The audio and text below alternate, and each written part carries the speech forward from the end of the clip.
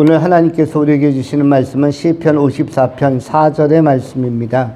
하나님은 나를 돕는 이시며 주께서는 내 생명을 붙들어 주시는 이시니이다. 오늘은 나의 생명을 붙들어 주시는 하나님이라는 제목으로 하나님의 말씀을 전하겠습니다. 우리는 오늘 본문을 두 가지로 나누어 상고하겠습니다. 첫 번째는 돕는 자, 두 번째는 생명의 주관자. 하나님은 두 가지로 우리에게 역사하시는데, 하나는 돕는 자로서 기능하시고 역할하시고 또 이끌어 주십니다.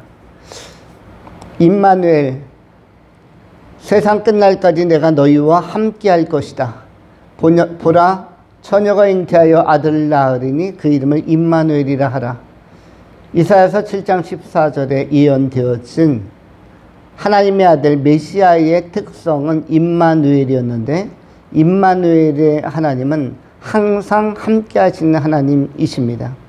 항상 함께 한다는 것은 무엇을 위하여 함께 하는 것입니까? 두 가지 기능인데, 첫 번째는 돕기 위해서입니다. 우리를 돕기 위해서 항상 함께 하는 것입니다. 도울 이유가 없다면, 도울 필요도 없다면, 도울 가치도 없다면 항상 함께 하지는 않습니다. 가끔 함께 할 수는 있겠죠. 그러나 가치도 있고 의미도 있고 또 역할도 있기 때문에 항상 함께 하는 것입니다. 임마누엘이란 세상 끝날까지 항상 함께하는 것입니다. 우리 인생 끝날 때까지 항상 함께하는 역할을 하시는 분이 메시아의 속성, 예수 그리스도의 역할과 또 본성에 속하는 특징을 가지고 있다는 것 예언되어져 있습니다. 예수님께서는 마태복음 28장에서도 세상을 떠나시기 전에, 하늘로 승천하시기 전에 약속하셨습니다. 모든 족속으로 제자를 삼아 아들과 아버지와 아들과 성령의 이름으로 세례를 주고 우리 주께서 주신 모든 분부 명령을 다 지켜 행하게 하라. 그리고 또 약속하신 것이, 보라, 세상 끝날까지 내가 너희와 항상 함께 할 것이다. 항상 함께 한다는 것은 돕겠다는 의미입니다. 우리를 도와주시겠다. 또 한 가지는 무엇입니까? 감찰하다. 우리를 지켜보시고, 그리고 깨어서 지켜보시고, 이른바 와치독이라는 것도 있죠. 깨어서 불침번 파수꾼처럼 우리 가운데서 깨어 계셔서 나의 영혼도 감찰하시고, 내 삶도 감찰하시고, 나의 미래도 감찰하시고, 내 주변의 환경도 감찰하시고, 나의 상황 모든 것을 깊이 있게 통달하시고 감찰하시는 그 하나님, 바로 우리 하나님은 돕는 자로서 이 땅에 와 계시고 역사하는 것입니다. 예수님은 이 땅에 항상 함께함으로써 도와주시는데, 도와주는 것이 일시적으로 위급할 때, 다급할 때 딱 한 번 도와주는 것이 진짜 도와주는 것이 아니라 항상 함께 있는 것이 가장 든든하고 좋은 것입니다. 여러분들도 여러분의 인생에 진짜 보탬이 되는 사람이 누구입니까? 항상 함께 하는 사람이 보탬도 되고 격려도 되고 그리고 위로도 되는 사람들입니다. 내가 어려울 때도 나와 항상 함께 할 수 있다면, 내가 고독할 때도 외로울 때도 나와 항상 함께 할 수 있다면, 또 내가 좀 위기에 빠졌을 때도 나와 항상 함께 할 수 있다면, 내가 세상에서 좀 실패했다 손치더라도 나와 항상 함께 할 수 있다면, 그런 동반자를 만나는 것도 굉장히 큰 복이라고 할 수가 있습니다. 제가 오늘 잠시 서울을 들렀었는데 저희 축구단에서 감독을 맡았던 분에 관한 이야기를 어떤 선수가 저에게 전달해 주었습니다. 요즘에 잘 안 보이는데 그 지도자는 어떻게 지금 살고 있는가 물어봤더니, 소식을 못 들으셨나요? 최근에 2개월 전에 재혼을 했습니다. 재혼을 했다고요? 그럼 그 전에 그 사모님 같이 생활했던 아내분은 굉장히 좋아 보이던데 어떻게 재혼을 했나요? 했더니 저한테 원래 돈이 많다고 해서 결혼을 했는데 결혼하고 보니까 실제로는 뭐 명품백이고 뭐고 호화스럽게 좋은 차 타고 다니고 그래서 부자인 줄 알았는데 살다 보니 사실은 특별한 게 없었고 부자가 아니었다. 그래서 설마 부자이지 않을까? 뭐가 좀 자기에게도 돌아오지 않을까? 10년을 기다려봤는데 살아봤는데 아무것도 없더라. 그래서 결론은 부자가 아니다라는 이유로 헤어지기로 결심했고 몇 개월의 그 소송 기간을 거쳐서 진짜로 헤어졌다는 거예요. 그래서 저로서는 이해할 수가 없었습니다. 아니 부자이기 때문에 부자인 사람이기 때문에 또는 뭐 그 가문에 뭐 유산이 있다든지 이런 거로 인해서 결혼을 하겠다라고 결심했다는 이분의 그 판단력이 정상적일까? 저로서는 이해가 되지 않았습니다. 그래서 사람은 소유나 있으나 없으나 높으나 낮으나에 관계없이 사람은 정말 그 인격적으로 존중하고 좋아하는 사람과 만나야 된다. 부자나 가난한 자가 무슨 그것이 필요가 있겠는가? 그러면 2개월 전에 재혼한 분도 알고 보니 부자가 아니었다 하면은 또 몇 개월 후에 내년쯤에 다시 헤어질 것입니까? 그런데 요즘의 세태, 그리고 지도자까지 하는 사람이라면 많은 사람을 또 지도하고 이렇게 살아라 저렇게 살아라 이렇게 행동하라 라고 지침도 주었을 텐데 그 기준은 부자, 가짐에 있었고 더 가지기 위하여 그야말로 자기와 10년을 함께 했던 사람을 그냥 내보낸 것입니다. 그것도 소송까지 치르면서 소송전까지 치열하게 1년 동안 치르면서 몇 개월 전에 정식으로 이제 법적 절차를 마쳤다고 합니다. 우리에게 필요한 것은 그러한 사람이 아니라 우리에게는 언제나 있으나 없으나 외로우나 슬프나 내가 잘 되나 못 되나 관계없이 함께 할 수 있는 사람이 도움이 되는 것입니다. 그냥 한 방 도와주는 게 아니라 함께 걸을 수 있다면 그것이 좋은 것입니다. 여러분에게 벗이 있죠. 절친도 있고 여러분이 자주는 못 만나도 마음에 그리는 애정하고 애착하고 소중히 여기는 사람이 있을 것입니다. 그 사람이 부자여서 세상적으로 굉장히 명성이 있어서 여러분이 소중히 여깁니까?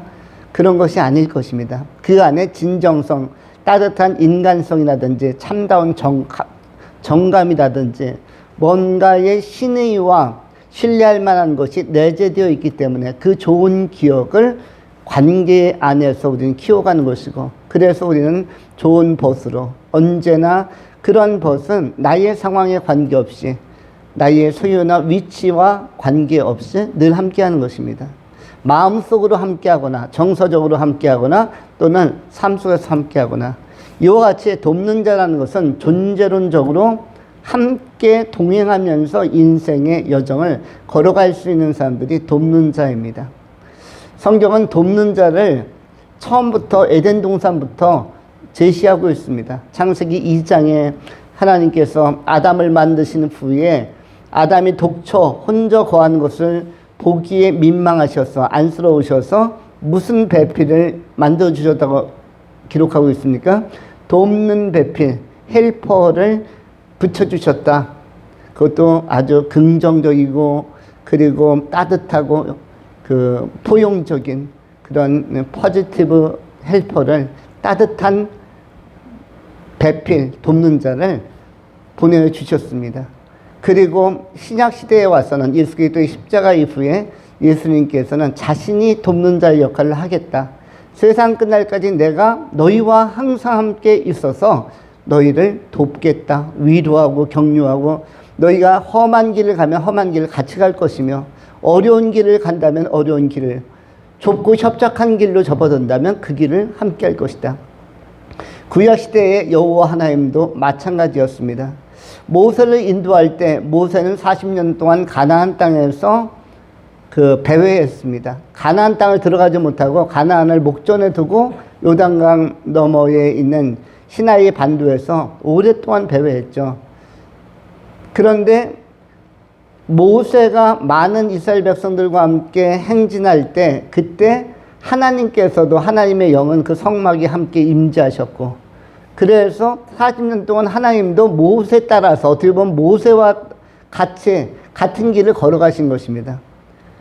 백성들만 고생한 것이 아니라 모세, 여호수아, 갈렙이 같이 걸었고, 믿음의 사람들이 같이 걸었고, 하나님도 그 좁고 협착한 그 빈들의 광야에 함께 하신 것입니다. 함께 하셨기 때문에 그 백성들에게 관심을 가지시고, 때로는 불기둥, 때로는 그 구름기둥으로 포근하게 안아주시기도 하고, 밝혀주시기도 하고, 또 온도를 적절하게 공급하기도 하시고, 사막기후가 밤에는 굉장히 춥다고 하기 때문에 요즘 우리 한반도의 기후도 영하 15도 막 이렇게 내려갈 때가 있는데, 체감온도는 더 추울 때도 있는데, 그런데 우리 하나님께서는 그 더울 때나, 낮에 굉장히 더울 때나 밤에 추울 때나 늘 함께 하신 것입니다. 40년 동안을 우리 하나님께서도 어디에서 벗어나지 않은 것이다. 모세가 시나이 반도에서 벗어나지 못했던, 광야에서 여호수아 갈렙이 벗어나지 못했던 기간, 우리 하나님께서도 벗어나지 않고 그 가운데서 동행하면서 하나님께서 임재하신 것입니다. 그래서 우리 하나님께서는 이렇게 가끔가다 나타나 주신 하나님이라 늘 함께 하시는 하나님이시라는 것을 우리가 기억할 필요가 있습니다. 그 하나님은 언제나 함께 하기 때문에 도울 수가 있습니다. 함께 하지 않으면 긴급한 상황에서 도울 수 없는 것입니다. 진짜 도움이 되는 사람들은 바로 옆에서 함께하는 그런 존재가 도울 수 있는 것입니다. 우리 하나님은 에베네셀의 하나님이고 돕는 하나님이신데, 임마누엘의 하나님이신데, 항상 함께 하시기 때문에 도와주시고 즉각적으로 우리의 기도에 응답하시고 우리가 소통할 수 있는 것입니다. 우리 하나님이 돕는 하나님이시다. 오늘 시편 54편 4절에 다윗이 이것을 경험했습니다. 하나님은 나를 돕는 이시며. 다윗이 얼마나 많이 하나님의 도움을 받았으면 이렇게 고백하겠습니까? 하나님은 나를 돕는 이시며.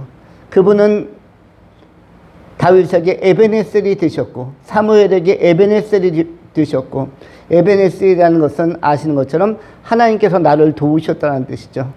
그래서 사무엘이 이것을 너무너무 크게 경험해서 미스바와 센 사이에 에베네셀이라는 그 기념비를 세우기도 했고, 블레셋으로부터 법궤를 찾아오고 또 전투하면서 승리하고 하나님의 도우심을 경험하기도 하였습니다. 다윗 또한 이러한 경험이 굉장히 많았던 것입니다. 다윗이나 사무엘에게 있었던 에베네셀이 우리에게도 오늘날 현재의 삶 속에서 이루어지고 있는 것입니다. 그 에베네셀을 우리가 계속적으로 경험하고 임마누엘을 경험하면서 가까이에서 우리를 도우시는 현존하시는 그리스도, 또한 진리의 성령님을 높이며 남은 생을 살아가실 수 있기를 축원합니다. 두 번째로 우리 하나님은 생명의 주관자라고 말씀하십니다. 오늘 시편 54편 4절 후반절에 주께서는 내 생명을 붙들어 주시는 이신이이다. 우리가 태어난 시점, 인간은 각 사람마다 태어나는 시점이 역사적 자리가 다 다릅니다. 1000년 전, 2000년, 3000년, 4000년, 5000년 전에 태어난 사람들의 자리가 있었고, 그리고 100년 전에 태어났던 사람들의 자리가 있고, 50년 전에 태어났던 사람들의 자리가 있고, 여러분들은 현재 2000년대를 넘어서서 살고 있는 이 삶의 현존하는 자리, 터전 위에 있습니다. 그런데 여러 가지 상황 속에서 제일 좋은 것은 여러분이 노예 제도라는 그 굴레가 벗겨진 시대에 태어났다는 것이 가장 좋은 것입니다. 왜냐하면 인류는 아담과 하와 이후로, 특별히 아브라함 이후로 노예 제도가 자리 잡았습니다. 특별히 사무엘이 왕제도를 건의하여서, 사무엘이 스스로 건의한 것은 아니고 그 당시에 백성들이 왕제도를 요구하였기 때문에 마지못해 사무엘이 하나님 앞에 허락을 받고 왕제도를, 그 시스템을 들여온 이후로 지금으로부터 한 3500년 전부터 전 세계적으로 각 국가마다 이러한 그 왕제도가 세워지면서 왕들은 정벌을 하기도 하고 이웃의 족속들을 복속시키고 그리고 통합시키기도 합니다. 그 과정에서 갈등과 전쟁을 통해서 침략도 하고 또 방어도 하는데, 그래서 전 세계의 역사는 끊임없이 작은 부족은 부족대로, 큰 부족은 부족대로, 국가는 국가대로 전쟁을 하였습니다. 어떻게 보면 인류는 전쟁의 역사라고 할 수가 있습니다. 전 세계는 전부 다 전쟁으로 세워진 나라입니다. 우리 대한민국이 형성되기까지 얼마나 많은 전쟁이 있었습니까? 우리는 우리 주변에 있는 여러 국가로부터 수백 번, 천여 번이 넘는 전쟁을 침략을 당했습니다. 우리는 그것을 잘 방비하고 단합해서 굴욕도 당하긴 하였지만, 그러나 백의 민족의 단일성이 크게 훼손되지 않고 오늘까지 왔습니다. 전쟁을 통해서 우리는 지금까지 왔는데, 우리뿐만 아니라 식민지 시대 또 여러 각 나라의 역사를 살펴보면 그 모든 나라에는 다 뭐가 있었습니까? 전쟁을 통해서 지면은 뭐가 된다? 종이 되는 것입니다. 종이 되면서 없었던 계급이 생겨나는 거죠. 어떤 계급이 생겨납니까? 종이 된 민족이나 국가나 종족은 하층 계급으로서 편입이 되는 것입니다. 그래서 다 평범한 사람들이 있다가 왕이라는 굉장히 높은 귀족층이 생기고 다 평민이었는데, 이웃나라와의 전쟁을 통해서 포로로 잡아온 애들은 우리 평민과 대등하게 위치를 줄 수 없기 때문에 하층에다 놓다 보니까 노예가 되는 것입니다. 그런데 노예와 종의 이 제도는 거의 4,000년 가까이, 3,500년 넘게 지금까지 아브라함 시대로부터 현재까지 거의 오랫동안 역사를 지배해 왔습니다. 그 중세 봉건주의 사회도 마찬가지고 전제주의 또 왕정 시대는 전부 다 종이 기반이 된 것입니다. 로마가 그렇게, 원래 로마는 작은 나라입니까? 큰 나라입니까? 이탈리아가 지정학적으로 영토적으로 큰 나라입니까? 작은 나라입니까? 이탈리아는 크다 적다? 이탈리아는 크지 않습니다. 우리 대한민국처럼 한반도처럼 그냥 반도예요. 이탈리아 반도. 이탈리아 자체는 크지가 않은데, 그럼에도 불구하고 로마 대제국을 만들었습니다. 그래서 터키, 소아시아 다 정복하고, 그리스 다 정복하고, 이집트까지 정복하고, 이스라엘도 정복하고, 또 위쪽으로는 유럽, 프랑스나 스페인까지 정복하고, 거대한 로마 대제국을 무려 1000년이 넘게 1500년 동안 형성했습니다. 그런데 그 작은 나라, 이탈리아 반도의 작은 나라 라틴인들이 어떻게 그렇게 거대한 제국을 형성했습니까? 그것은 바탕은 다 노예들이었습니다. 이웃나라와 전쟁을 펼쳐서 이웃나라가 지면은 다 노예로 부리는 것이었어요. 그러다 보니까 로마 사람들은, 로마 시민 전체가 귀족층으로 한 번에 다 상승을 한 것입니다. 그래서 놀고 마시고 많이 먹고 나서 또 먹으려면 배를 비워야 되니까 밖에 나가서 토하고, 그리고 입가심하고 나서 또 먹고, 그리고 이제 로마는 1000년 전, 2000년 전부터 목욕 시설이 되게 잘 돼 있었죠. 그래서 이런 문화적인 것들이 가능했던 것은 밑에 자기들이 높은 사람들이어서가 아니라 그 밑에 노예들이 자꾸 들어와서 하층을 자꾸 형성하다 보니까 그들은 그냥 자연히 원래 로마인들, 이탈리아 사람들은 올라가게 된 것입니다. 그런데 노예들의 삶은 굉장히 비참하죠. 왜 비참합니까? 신분이 전승되기 때문에, 신분이 유전되기 때문에, 신분이 다음 세대, 자녀들에게도 후손에게도 손주시대, 이렇게 밑에 막 500년, 1000년, 2000년이 가도 그냥 신분이 계승되기 때문에 굉장히 해악을 미친 것입니다. 그 해악의 고리를 역사는, 인류는, 그리고 어느 국가도 끌어내지를 못했습니다. 그런데 굉장히 훌륭한 한 인물이 역사에 등장했죠. 그 사람이 잘 아시는 것처럼 아브라함 링컨이었습니다. 아브라함 링컨이 노예 해방 전쟁을 미국에서 펼쳐서, 그래서 인류 역사에 큰 선물을 한 것입니다. 그 혜택을 전 인류 역사가 다 받은 것입니다. 그 전까지는 어떤 신분에 속해서 태어날지, 삶을 살아갈지 아무도 예측할 수 없었습니다. 미국의 항공모함이 8개 정도 운용되고 있는데 그 중에서 가장 위력 있고 가장 힘 있는 것이 바로 아브라함 링컨호라고 이야기합니다. 미국의 항공모함 8개는 전부 다 대통령 이름이 붙었습니다. 제일 빈약한 항공모함이 제럴드 포드호라고 부릅니다. 제럴드 포드라는 포드 대통령이 있었던 모양이에요. 거기 제럴드 포드함이 제일 좀 항공모함답지 않게 좀 약하고, 그런데 많은 항공모함들이 있는데 대통령의 지지도와 또 위상에 따라서 항공모함의 규모도 결정이 된다고 합니다. 근데 1호가 뭐냐면 조지 워싱턴이 아니라 아브라함 링컨. 조지 워싱턴을 뛰어넘는 항공모함이 아브라함 링컨이라고 합니다.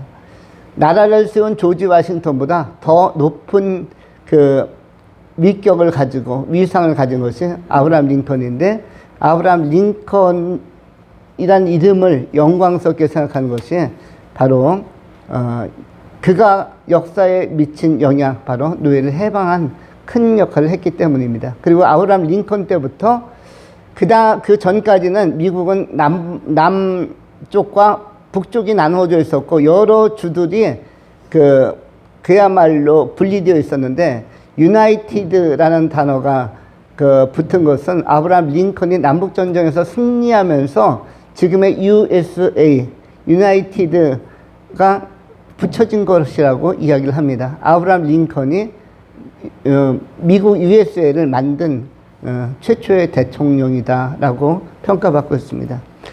우리는 오늘날 좋은 시대에 태어나 있습니다. 왜냐하면 이런 노예 제도를 벗어나서 자유인으로서 살고 있다는 것은 대단히 좋은 것이고, 특별히 우리 한반도에 사는 사람들 가운데 북쪽에 태어나지 않고 남쪽에 태어난 것도 굉장히 큰 행운이라고 할 수가 있습니다. 달리 표현하면 하나님의 사랑받음의 증거라고 할 수가 있습니다. 또 한 가지는 우리가 조금 일찍 태어났으면, 오히려 복음이 들어오기 전에 태어났다면, 여러분 300년 전에 조선시대에 태어났다면, 500년 전에 600년 전에 고려 말에 태어났다면 복음을 접하기가 어려웠을 것입니다. 불가능했을 것입니다. 그런데 복음이 들어오고 나서 선교사들이 충분히 들어와서 다 활동하고, 또 우리 믿음의 선배들이 순교하면서 교회들을 다 세워놓은 상태 속에서 태어나서 오늘날 복음을 그대로 듣는, 그리고 성부, 성자, 성령, 하나님까지, 성령님까지 임하신 교회 시대에 여러분이 태어나서 예수 믿고 천국 가기에 굉장히 유익한, 유리한 환경 속에 살고 있는 것입니다. 이러한 것을 생각할 때 하나님은 우리를 굉장히 많이 배려해 주셨고, 충분히 고려해 주셨고, 참으로 좋은 때, 예수 믿기 좋은 때에 하나님께 영광 돌리기 합당한 때에 우리를 택해 주셨다는 것에 대하여 우리는 항상 감사하며 살아가야 할 것입니다. 세상이 험하고 험난하다 할지라도, 남은 생에 우리가 풀어가야 할 숙제가 많다 할지라도 생명의 주관자는 오직 하나님이시고, 지금까지 이렇게 좋은 것들로 골라서 공급해 주신 그 하나님께서 남은 생에도 넉넉히 이끌어 주시고 모든 어려움을 이겨갈 수 있도록 힘주신다는 것을 우리가 믿고 그 믿음 가지고 살아가시는 생명의 죽은 자이신 하나님을 높여드리고 또 증거하며 찬미를 올려드리며 살아가는 아름다운 예배자들이 되실 수 있기를 축원합니다. 기도하겠습니다. 할렐루야. 존귀하신 하나님, 거룩하신 주의 이름을 높여드리며 찬양하나이다. 하나님께서 우리를 끊임없이 도와주실 뿐만 아니라 우리의 생명을 주관하시고 지켜주시오니 우리 하나님과 함께하는 인생 두려움이 없이 담대함으로 살게 하여 주옵소서. 다윗처럼, 다니엘처럼, 여호수아, 갈렙처럼, 모세처럼, 사무엘처럼 순전함과 담대함을 가지고 우리를 도와주시는 하나님 앞에 헌신되게 하시고 믿음의 일관성을 가지고 주님과 소통하면서 남은 여정을 살아가는 예수님을 잘 닮은 예수님의 귀한 증거자들, 아름다운 종들이 다 되게 하여 주시옵소서. 우리 구주 예수 그리스도 이름으로 축복하며 기도하옵나이다. 아멘.